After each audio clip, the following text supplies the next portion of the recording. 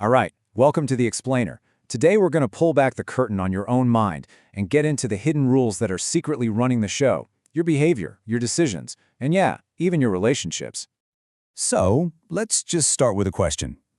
It seems pretty simple on the surface, but I promise you the answer is, well, it's anything but.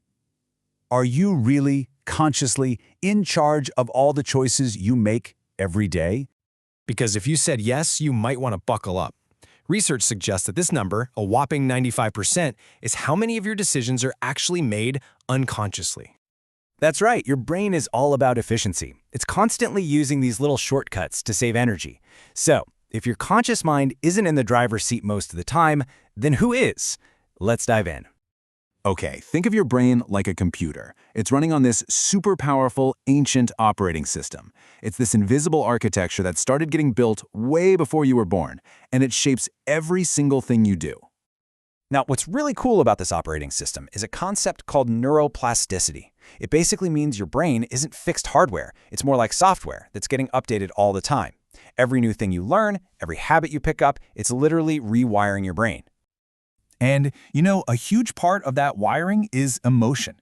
This is exactly why you can remember a feeling for years, way after you've forgotten the details of what actually happened. It's because strong emotions fire up the amygdala, your brain's memory command center, and it just stamps that feeling into your mind way deeper than any plain old fact. So this operating system is an absolute marvel of evolution, for sure. But it's not perfect. It comes with some standard predictable glitches, or what psychologists call cognitive biases, and they mess with your judgment every single day.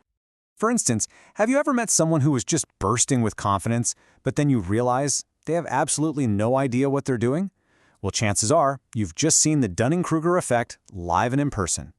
And this just shows you the two wild sides of that coin. On one hand, you have people with low skill who are just blind to their own faults. But on the other hand, you have true experts who are so good they think a task is easy for everyone. And so they totally underestimate their own talent. A great way to avoid this trap yourself? Just ask for honest feedback. Now, these glitches don't just affect how we see ourselves. They also change how we see other people. Take communication. Get this, a full 55% of it is nonverbal. That means your posture, your facial expressions, they're often shouting way louder than your actual words. And this leads to another classic brain shortcut, the halo effect. If we like just one thing about a person, like how they look, our brain just kind of assumes everything else about them must be great too.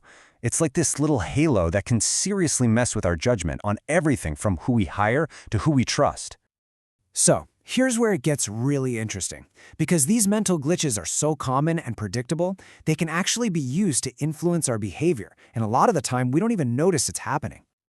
Just think about this message for a second. You've definitely heard something like it on a commercial. On the surface, it sounds like a problem for the company, right? But psychologically, it is an incredibly powerful sales tool. But what's the magic trick here?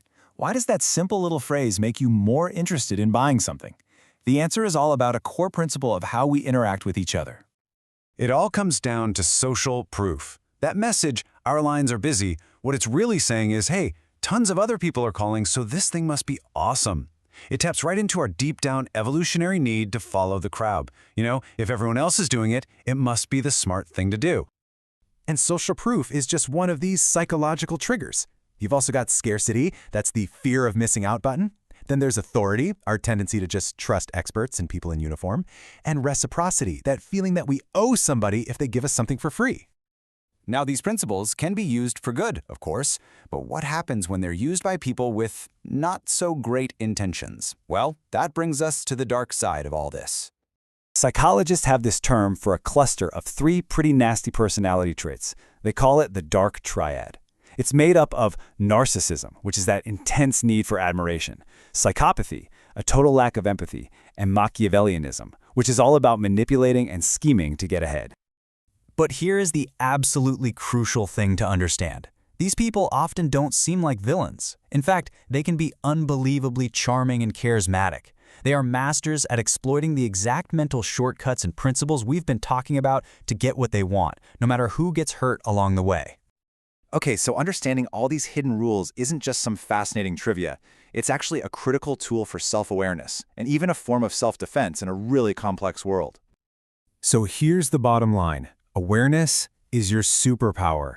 Seriously, when you can spot your own mental glitches, you get so much better at understanding why other people do what they do. This helps you communicate better, and most importantly, it lets you set clear boundaries to protect yourself. It's how you debug your own system and start making choices that are truly your own. Which leaves us with one last big question. Now that you've had a peek at the source code of your own mind, can you start to consciously rewrite the rules for yourself? That's our explainer for today. Thanks for joining us.